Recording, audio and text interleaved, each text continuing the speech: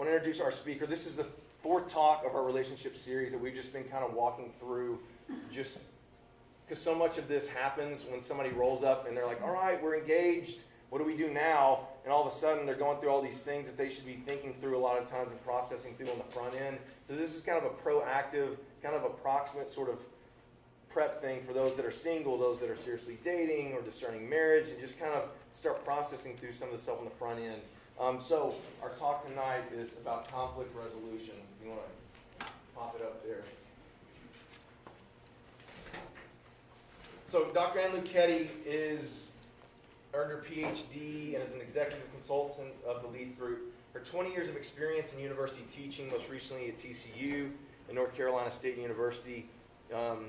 Consulting and training seminars cover such topics as conflict resolution, group and team dynamics, leadership, interviewing, and interpersonal communication skills. Ann received her doctorate from the University of Texas at Austin with a research emphasis in interpersonal and organizational communication. Her master's degree from Purdue University and a psychology degree from Albion College. Ann also is very active, not only here at St. Thomas Aquinas as a parishioner, but just working part-time here on the team. And so Ann is awesome. She's been a part of this young adult community for the last many years, coming in and sharing her gifts with us. And so it's a privilege each time. So I want to welcome Dr. Ann Lucchetti.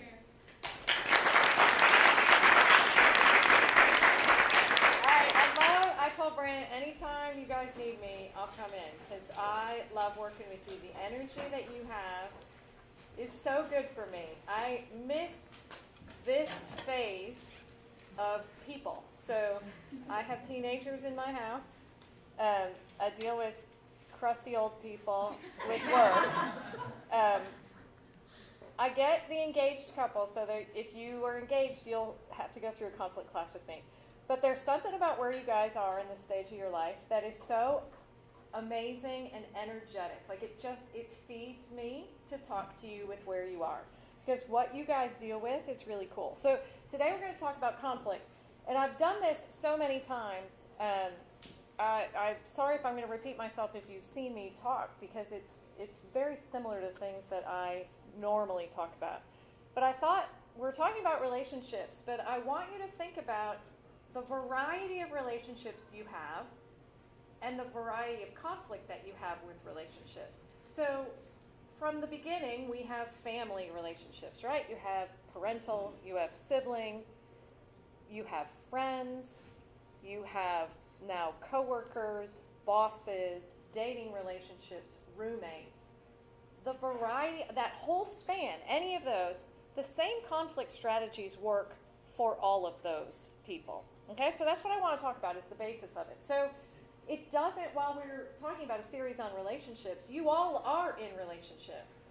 So the practice that you enact today on coworkers, on roommates, on friends, with your family, works the same way in relationships. But we're going to talk about, I like this thing, must-have conversations, because I want you to know what I think from working with engaged couples. What do I think those must-have conversations are that you need to have before you take it to marriage?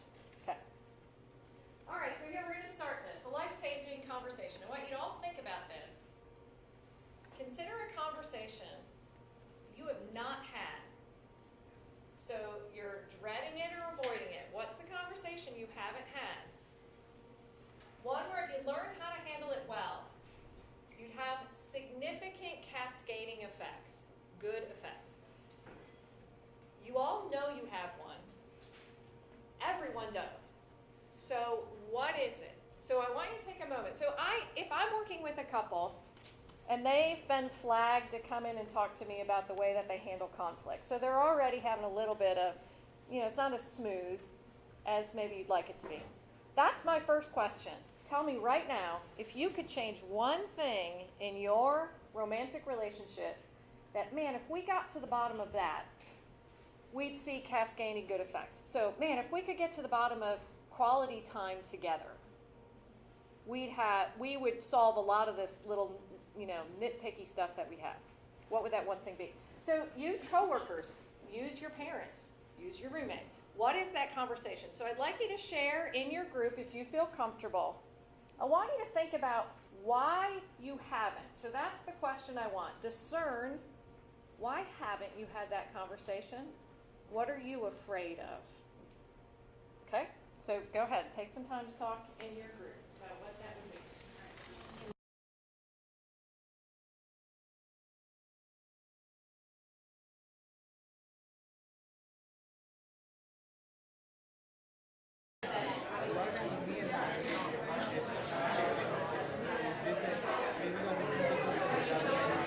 Okay, let's bring it back together. All right, is anyone brave? Does anyone want to share why you haven't had that conversation so we can come up with what those themes are? So what's one of the reasons why you might not have had that conversation yet? You're afraid of the outcome. What was that? You're afraid of the outcome. Afraid of the outcome. Don't want to hear it, right? Don't want to hear it. Don't think it's going to resolve, or already know the outcome. There's no reason to bring that up because I already know what they're going to say. There's no changing it. What else? Fear of the outcome.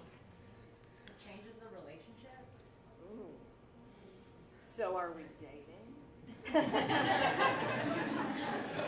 We call that the state of the relationship talk, by the way. So it actually is a thing that researchers research, that as a relationship, as you're hanging out with a friend, you start going out, but you don't quite know, somebody brings it up. Well, so what are we doing? So yes, that could be one of those conversations. You're avoiding it. You're not maybe dreading it, but that's the one you don't want to know necessarily what the outcome is, because I'd rather just play dumb and keep this going than actually know for sure that we're not going anywhere, that I'm friend zone. Okay. What else? What's another reason? Does anybody have a fear of not really being able to do it right, not making it more of a mess by bringing it up? Mm-hmm. So that's the part of like handling it well that would be useful. So this is actually, the way this is phrased, the book Crucial Conversations or Confrontations. I've done some training on that. It's actually a pretty, I'm not shilling it right now, but it's actually a pretty good way. It's one of the best corporate trainings I've seen. And they have a book and blah, blah, blah, blah, blah. But the way they talk about conflict is pretty cool. It's not perfect, but it's as close as I've seen in the work environment them talk about conflict in an interesting way. My background, so when I came to TCU and I was teaching a conflict resolutions class, I came to Father John, so I was a parishioner here, and I came to Father John and I said, man, there's only so far I can go with single 18-year-old people talking about conflict resolution. Because really you need a relationship, one where you can be God-centered and be really open and vulnerable. Because I believe that's part of really understanding how to do conflict resolution. So once you understand it in an intimate relationship, where you can be vulnerable, then you can apply it to other relationships that are less intimate. But so Father John said, great, we'd love to have you teach that. And I said, he said, we got a lot of couples with conflict. And I said, I don't want those ones. Can I start with the engaged couples? So that's where we started about 10 years ago, working through a conflict resolution class with the engaged couples. Because there is something about calling people to walk like Christ as they solve conflict situations. And the reason why I thought that was so important is and I was at TCU a long time ago when this happened, so like 2000, I guess. I don't know if they're any good anymore, but there used to be the TCU Flying Frogs. So the track team was excellent. And so there was a guy in my class, and he said, the way I've learned about conflict is that, you've got to protect yourself. You got to protect your own resources. He said, so he has heard stories about the Olympic Village, that you have to carry your water bottles with you because people are looking to sabotage you, to put a syringe in your water, so that you would test positive for doping or whatever when you had. So I was blown away that that was this individual's model of needing to protect yourself to the point that the whole world is out to bring you down. And so that was really the impetus for coming to St. Thomas and saying, man, I want to get away from that. I want to be able to talk to people on a level where when I ask you, are you walking like Christ? Are you being vulnerable? You have people that even if they're not, they want to be. And so I think that's an important part of how to solve problems. Okay, so let's talk about how to have that life-changing conversation. And oftentimes we're stuck. So you're stuck in fear, or you're stuck in a lack of skill. It's useful to know what is sticking you.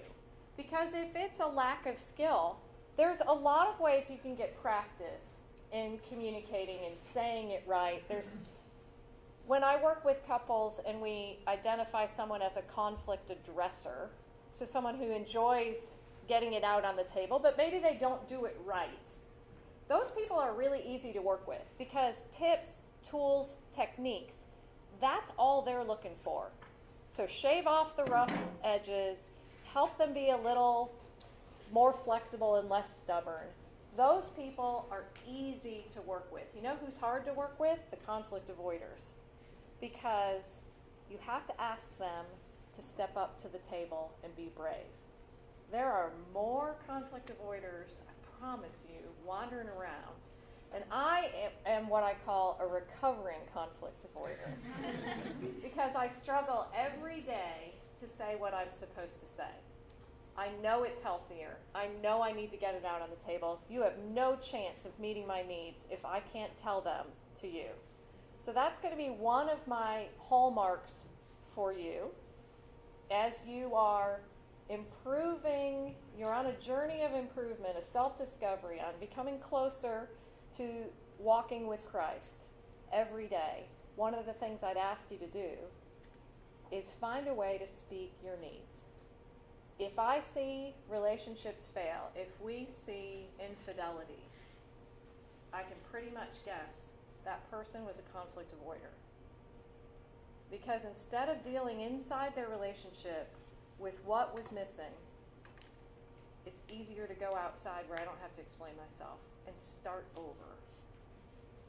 Ugh, right? So that's why it's super important to be able to not just have the skills, but be able to overcome fear. So that's what I want to talk about today. We're going to talk about fear. But before we get to that, these are two parts of conflict that as you're thinking about this conversation that you haven't had, I want you to think about the position, which is the topic. That's usually how I deal with it. What is it that we are not agreeing on? And so the position is sort of, well, we don't agree on, and if it's a coworker, it can be, we don't agree on how to present this option to the client. Okay, so that's your specific position. I think it should be presented this way. This person thinks it should be presented that way. If I'm seeing a couple and we're working on their conflict style, we're working on a mediation. So they're having trouble trying to figure out, can the dog sleep in, after we get married, does the dog sleep in our bed with us? Or does the dog sleep on the floor? Okay, so that's a specific position. I would like the dog to sleep in the bed. I would like the dog to sleep on the floor. That's a specific position. Believe it or not, oftentimes we don't know actually what we're disagreeing about. So I challenge you, as you're considering having a crucial conversation, what is the topic that you are disagreeing on? Because usually those crucial conversations have to do with something that we are maybe not in agreement about. I challenge you to think what that is. So what are the two positions? One is pro, one is con. What are those two positions that are butting heads? If they are not butting heads, so for example, in a marriage, in a relationship, it doesn't even have to be a marriage, but in a friendship even, one person wants to spend more time together, and one person, doesn't want to spend more time together? No. that's not it. It's that they're preferring to spend more time at work or with other friends than they are in this relationship. So when you start talking about how you're going to solve the problem, it's not that they don't like spending time together. Your issue is really, how do you prioritize our relationship with all the other things you have going on?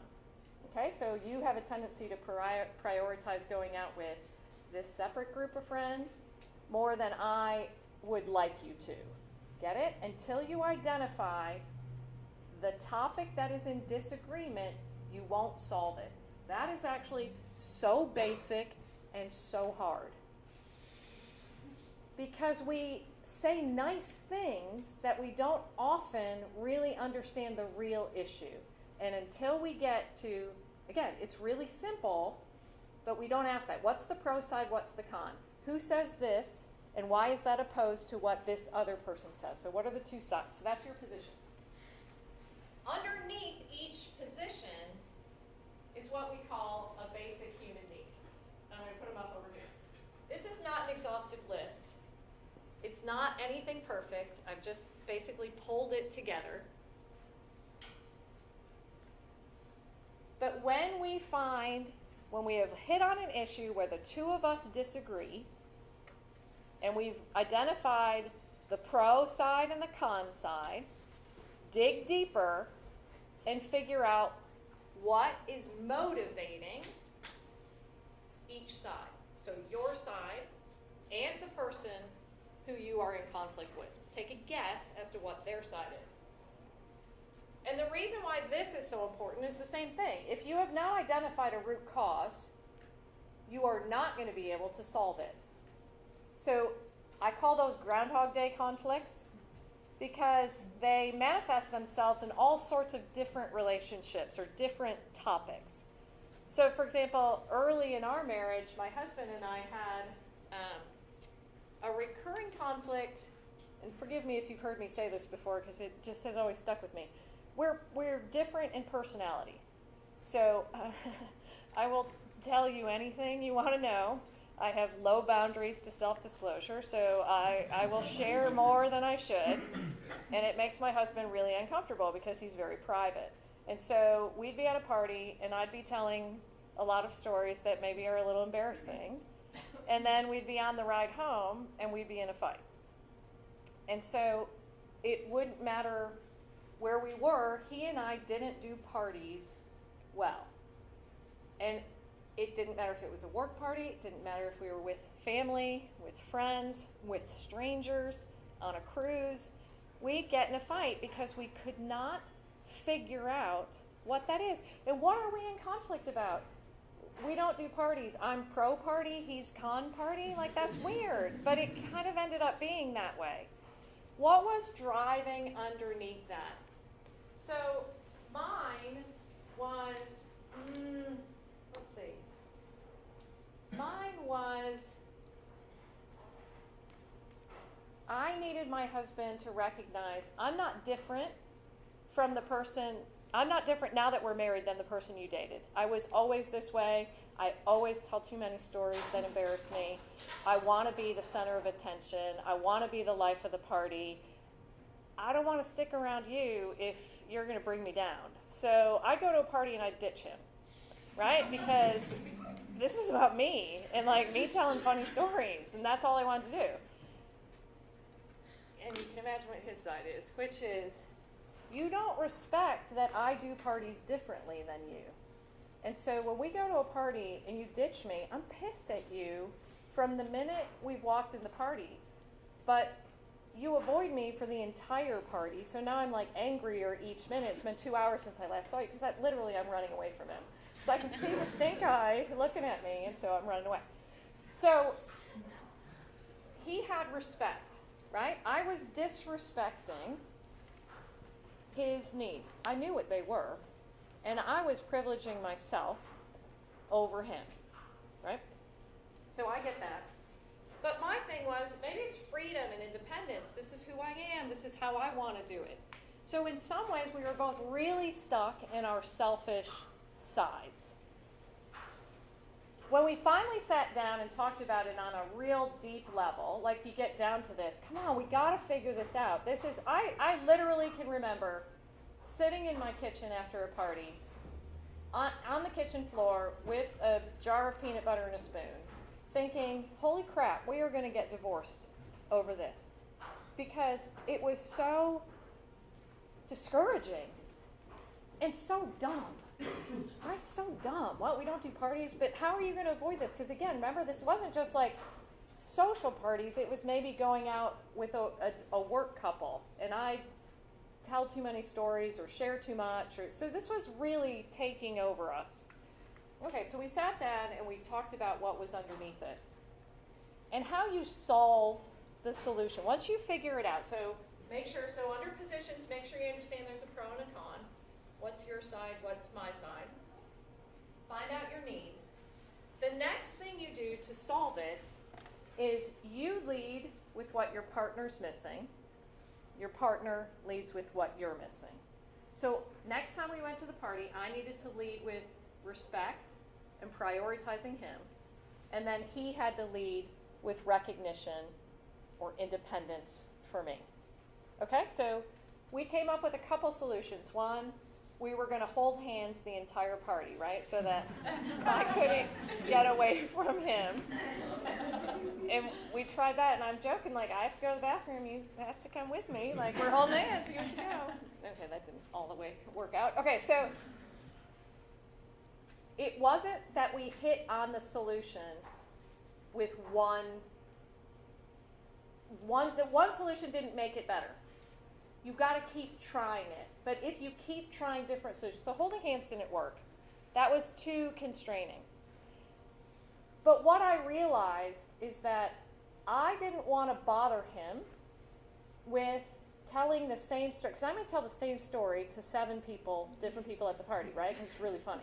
So I didn't want him to bust my story by hearing it 7 times. And so I was running away from him because I was privileging everyone else at the party over him. And does that make sense? It doesn't make sense, right? Who am I with for the rest of my life? Him, not the people at the party. So it didn't matter who the people were. Absolute strangers, didn't matter. I was prioritizing them over him. Once that hit me, and I realized I have to put him first, because that's part of that too. Part of solving conflict in relationships is making sure that you are prioritizing your spouse. Speak your needs. Make sure your partner knows your needs, because their job is to meet your needs, but your job is to meet theirs. Now, I'm talking marriage for sure, because coworkers, I'm not necessarily on saying that. Okay. But once we figured that out, we came up with a plan that if he gave me a code word, gosh, and I can't even remember because it's been so long since we've used it. It is the Thai word for let's go. And I don't even remember what it was. But if he gave me that word while we were at a party, so we didn't have to hold hands, but if he came over to me and gave me that word, that meant, drop it, we're leaving. And so we probably did it 5, 6 times, 7 times, until we trusted that as soon as he said, he would go as long as he could, like tolerate the party as long as he could, then he'd throw that down and I'd leave. And surprisingly enough, that was the solution that solved the entire problem for us. We have not had that problem since. But what we're doing as in conflict, what we're teaching each other is, can I trust you? If you know what I need from you, can I trust that you will meet my needs? And once you have established it, so for us it took 5, 6, 7 times. Once we established it as good, we've not had that issue again. So I do believe once you solve conflict, deep down at the level of needs, they don't resurface again. They're not the Groundhog Day conflicts. So they're worth, not every issue is worth going through this, but if you find yourself in recurring conflict, it's worth exploring. Okay. This is a weird topic, weird thing for me to put up there, the importance of homeostasis. And I had different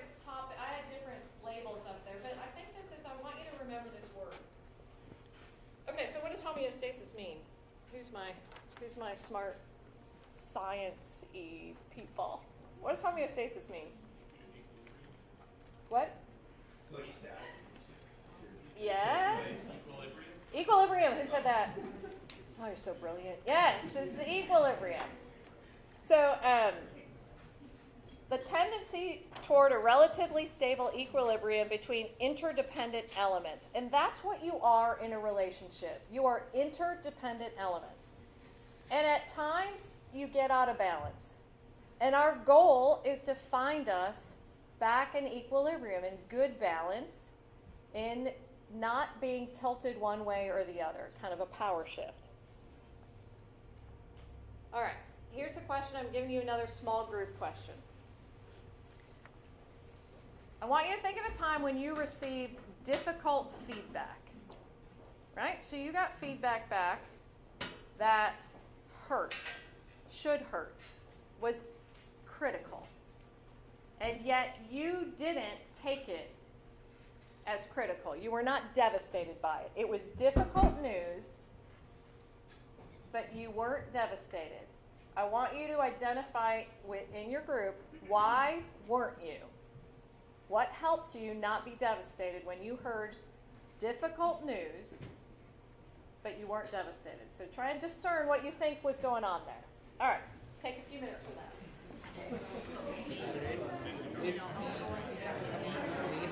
All right, so let's come back together. I heard a few over here. All right, so there was a situation in your life where you got difficult feedback, but you were able to receive it well. Why? What was going on? What helped you hear it? Oh, I wasn't raising my hand, but I said... Yes, you were. No. It depends, like, on a person's personality and also, like, what's going on in their life at the time. I feel like if I'm having, like, a really bad day and then somebody gives me criticism that is constructive, but I'm having a bad day, I probably won't receive it as well as if I've had an amazing day. Absolutely.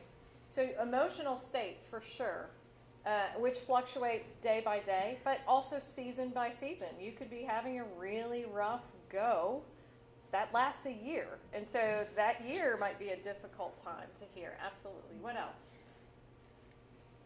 A couple of us in this group came up with sort of the same answer, that the relationship doesn't matter too much, then That's what we got here. doesn't... Yeah, so if the relationship doesn't matter and they're criticizing you, you're like, I'm not invested. Think about it. Well, sucks for you that I'm no good. Yeah, sorry. Like, not changing me. Yeah.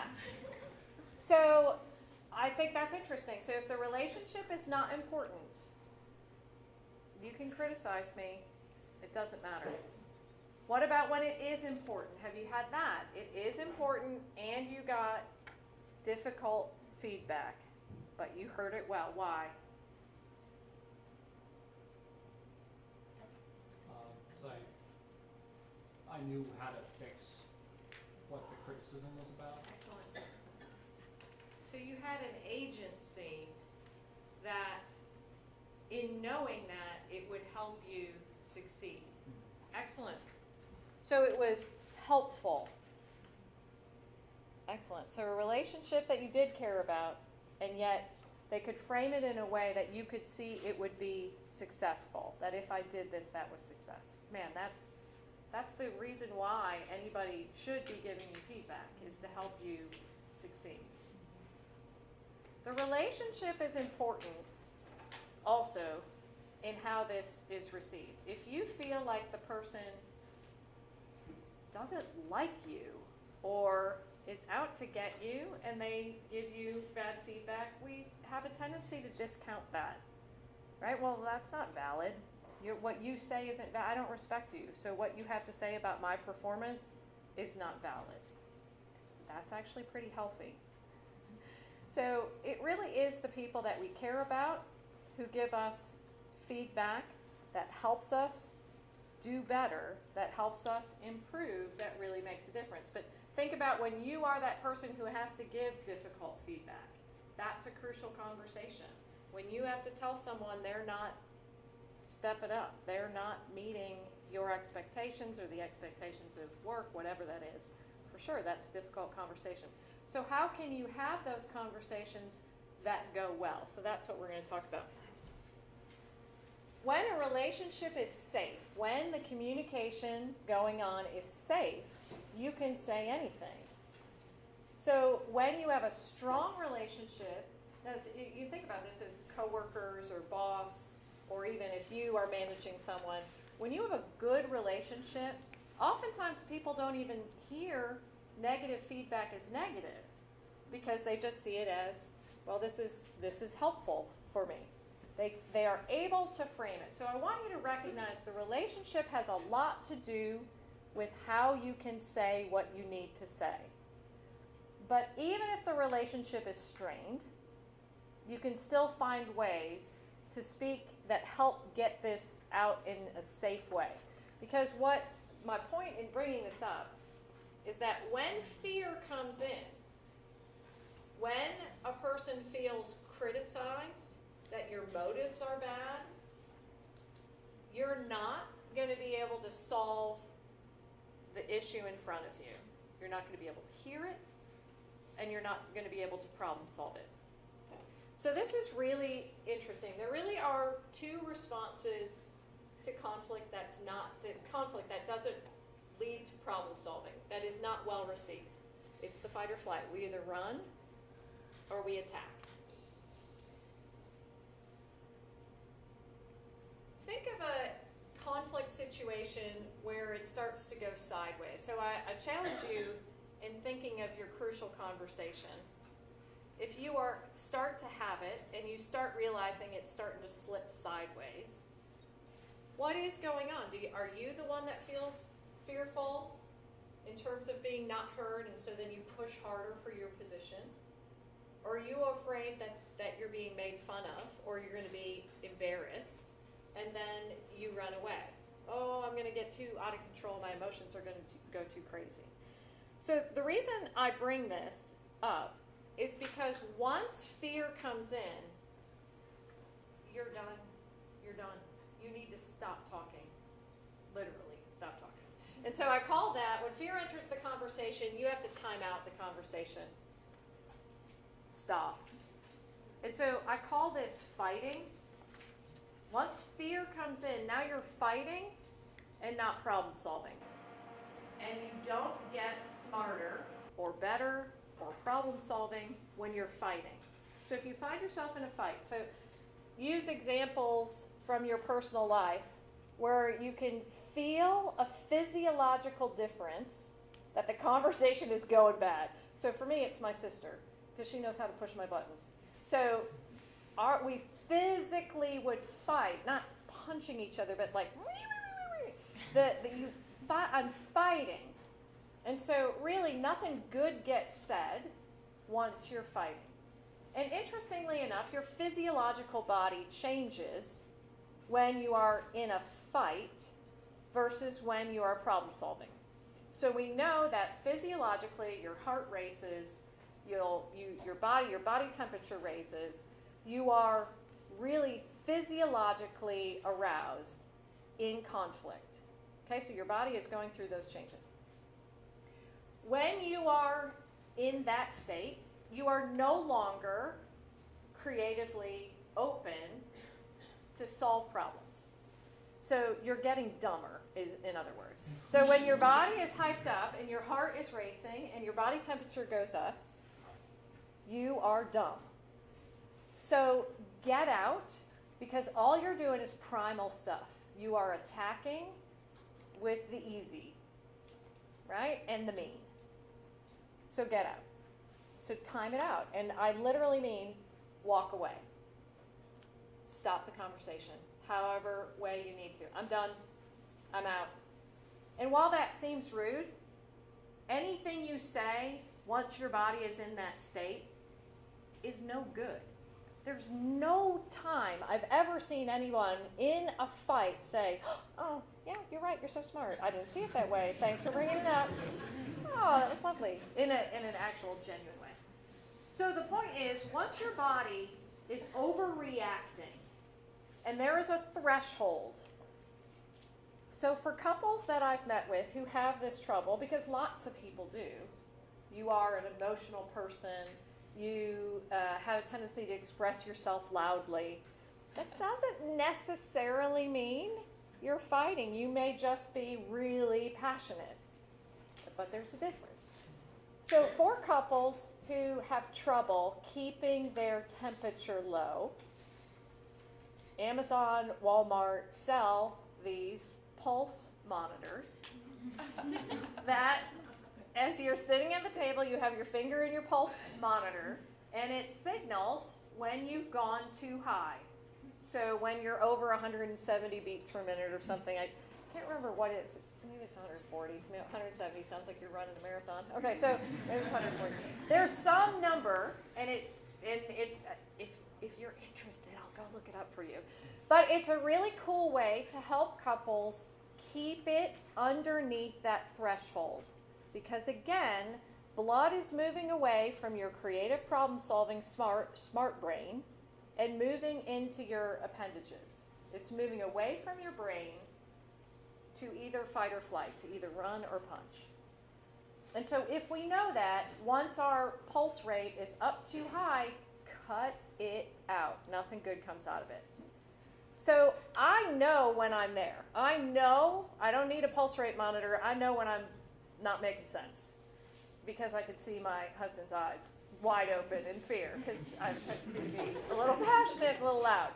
So I know that if I want to keep him in conversation, I have to keep my body temperature lower, right? Because I know he's fully going to say, I'm out.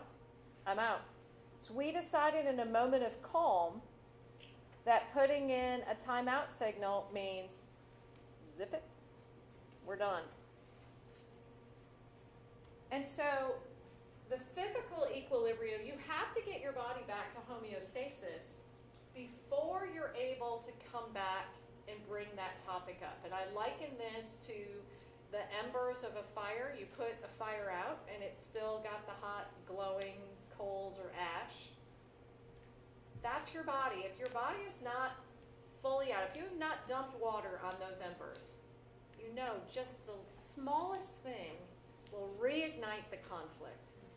And so you really do need to completely get your body back down, which means oftentimes once you've timed out of a conflict, once you've already been overly heated, you're going to have to move your body to get it back down to equilibrium, right? Because usually just sitting, distracting yourself's not terrible, right? So if you listen to music or watch a TV show or whatever to just get yourself away from the stimulus that is upsetting you, an easier way, take a walk around the block. Get your body back working so that you can come back down. And until your body's down, you can't pick that topic back up. Okay. Relatedly, how do you repair then? So before you come back in, got to get your body back down, but you also have to get your mind ready to re-engage. So this is, you've had a fight, you've timed it out. How do I come back in? How do I have this conversation again? Hopefully with different results. Ask yourself two questions. I call it the Texas two-step because it's easy to remember that way. The first question is, what did I just do wrong? Okay? We tripped into a fight. What did I do wrong? That one's usually pretty easy for me. I was disrespectful. I raised my temper. I said some things I shouldn't have said. The virtue behind why you go through this is humility. That's easy to see, isn't it? Part of relationships is, and even this works even with coworkers, the idea that you guys did it wrong, this didn't turn out right, you don't feel good about what just happened. The way to get back, to have a conversation to solve it, is really just to walk in and say, gosh, that didn't go well. I'm sorry for my role in that. I shouldn't have said what I said. I know you're trying hard. And I'm sorry I, blew up. In general, I really think humility, you're going to see, this is my hallmark of marriage, hallmark of relationships. Humility is one of them. It's huge. It's huge. It doesn't come naturally. We are prideful, sinful individuals. So humility is oftentimes very difficult for us. I'm sorry is hard for a lot of people. And yet, really, that is so important in relationships, is the ability to say, I'm sorry. And if you end up roommates, dating with someone who can't say, I'm sorry, that's difficult. And maybe you didn't grow up in a family who said, I'm sorry. So you got to learn it all by yourself. That's hard. But it will prove so important to you in how you can really work through conflict, is the ability to say, now I'm giving it away. I'm sorry that it's easy. So what did I do wrong? And before you can come back in, you got to figure out, how do I answer that? I'm sorry that Okay, Texas 2-step, so I got one more question for you. Before you can come back in, after a fight, to re-engage the topic, what did you do right? And so the virtue behind that is empathy. Okay, so being able to see it from the other person's side.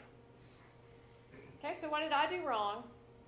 Just in that fight, what did I do wrong? What did you do right? When you can answer those two questions, and I mean legitimately, you'll know it when you can. When you can answer those, you are back down in homeostasis, you have equilibrium, you can come back in and say, man, I hated that. I'm sorry about that. I was a jerk. I said things I shouldn't have said. And you know what? Thanks for. Now I get that away. So the next one is thank you. Thank you for. Thanks for. And this one doesn't really matter what you say. Thanks for sticking with me. Thanks for trying hard. Thanks for. The real issue is, I'm sorry, I have a story, I have a million stories of when I've had to do this myself. When you play the victim, you can't answer the I'm sorry for, because it comes out like, well, I'm sorry you were offended by right? No, I'm sorry. I have teenagers in my house, so I'm hearing that all the time. So I'm sorry, but you needed to hear that. Hey, I'm sorry I hurt your feelings, but you know what? This was important to get out. That's not I'm sorry. Do you get that? When you literally name it, I'm sorry, when you can really feel it, you'll know it. And when you can't really say I'm sorry, when you're I'm sorry, but, well, I shouldn't have said that, and I'm sorry I said that, but gosh, this is just so frustrating. No, that's the ember coming back up.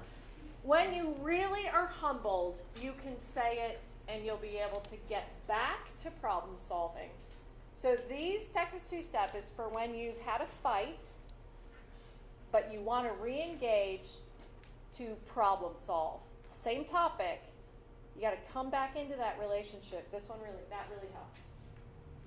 Okay, here we go with the must-have conversations in relationships. All right, have you heard what your job is? If you were to get married, before you get married, do you know what your job is as a spouse? You've heard this.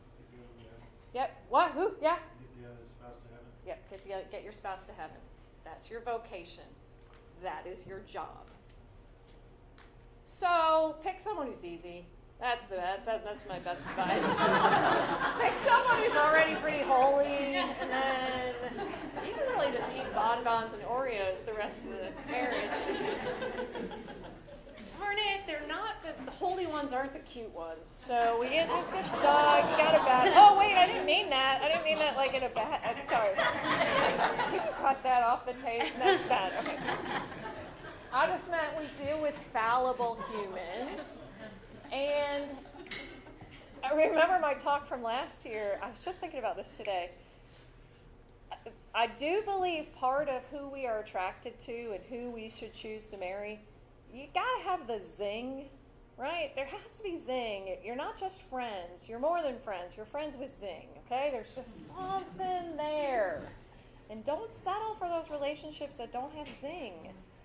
that's a good friend. That is a good friend. That might not be who God is planning for you to end up in holy matrimony. So I think the zing is important. But with the zing comes trouble and conflict and difficulty, right? You're trying to manage that. Okay, but if our goal is to get each other to heaven, we really have to take it seriously, this process of discernment, as we are figuring our way out. And the reason I bring this up is because I want you to really think about this. So this is I'm using conflict. So the best way to write the conflict is to say, hey, we got to focus on the goals that we share together over this issue.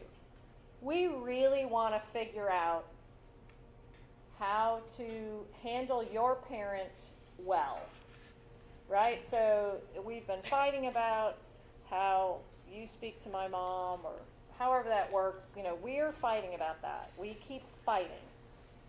But our goal is really, we got to have a peaceful relationship with all of our extended family. So let's keep that in mind.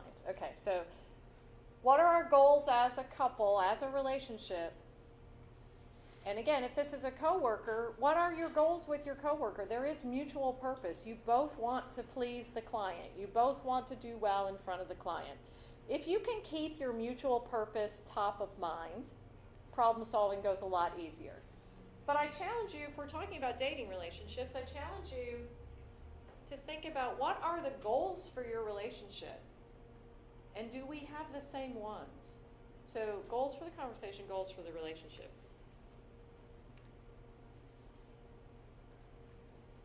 These are the hard ones too. Do we believe that the other person has our best interest in mind? This one's tricky. Do you think that person has your best interest in mind? Do you think that person thinks you have their best interest in mind? Complicated. But if one of those is off, if you think your partner doesn't think you have their back, that's an issue. You do have their back, or you believe you do, but they don't think you do. That's something you really, especially if this is a dating relationship, you really need to think about that. Are you going to spend the rest of your life trying to convince them of your genuine intention that you have their back? If they don't believe you, that's their problem.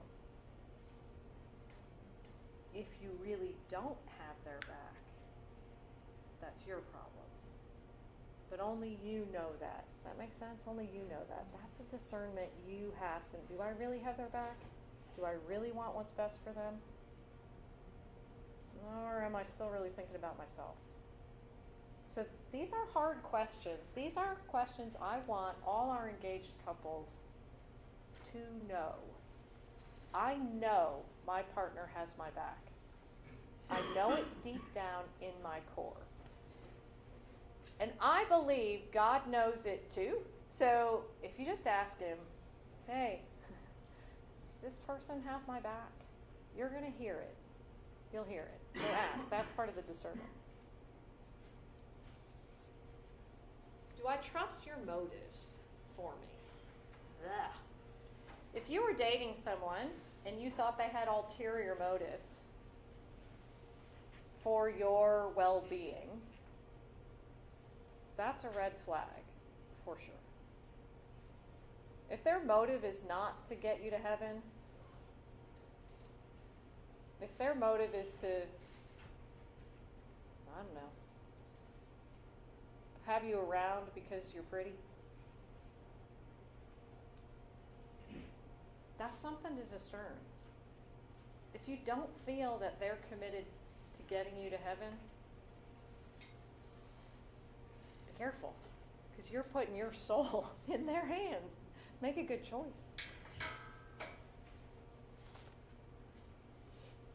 Do we respect each other? That's huge. And would your friends say, that the person that you are with respects you? That's a good test.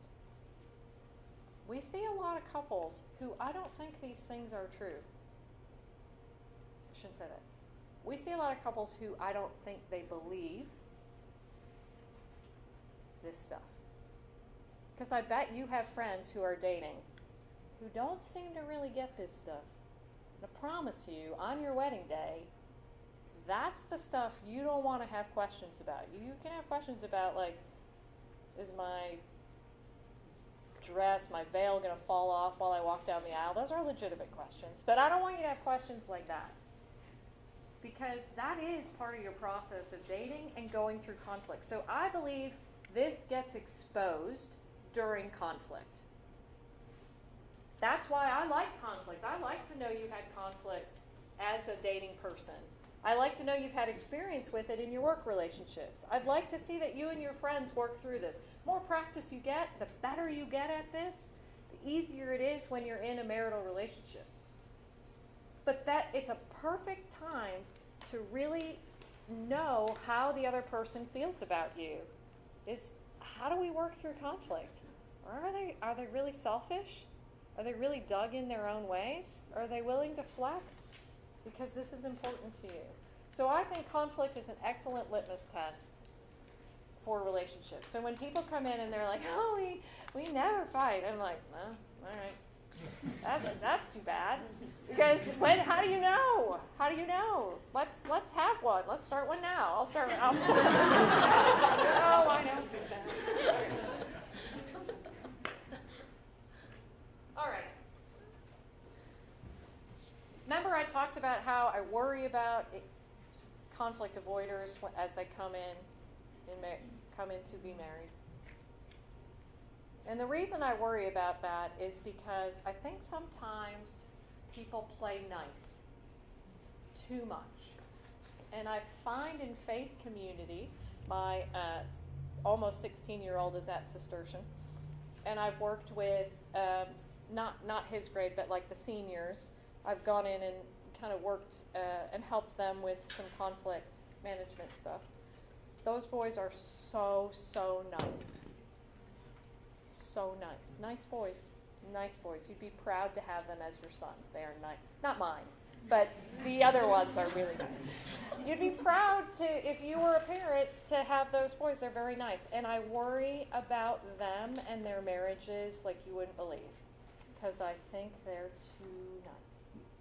And so I'm going to jump to this one. I really want you to think about changing being nice to being kind, because that's a really good virtue. Because nice, as far as I know, is not a virtue. And it's not a great way to speak your needs, because you're too worried about what the other person thinks of you. If you're being kind, that's one thing, because you are saying something. It's not, you're just not agreeing to agree. You are holding a position that you would like the other person to speak back to. But just rolling over, never healthy. And too many people, and again, I believe in our faith communities, too many people are nice instead of kind. Kind is it. Choose to be kind. Choose to be brave. Brave and kind in addressing conflict is the way to go. Be courageous in bringing it up. Be kind in how you present it. But putting it underneath, stuffing it down, that's not healthy. And so I always challenge people to make sure you can say what you need to say in a relationship. Speak your needs. Make sure your partner listens. Give them an opportunity to meet your needs. That's also important to know. Can they meet your needs when you say them? If you say your needs, do they get met? Really important lesson. And on your wedding day, you want to say, yep, I know it. I trust it. I believe it. I have peace in that one. All right, so St. Paul encourages Timothy, for God did not give us a spirit of cowardice, but of rather of power and love and self-control.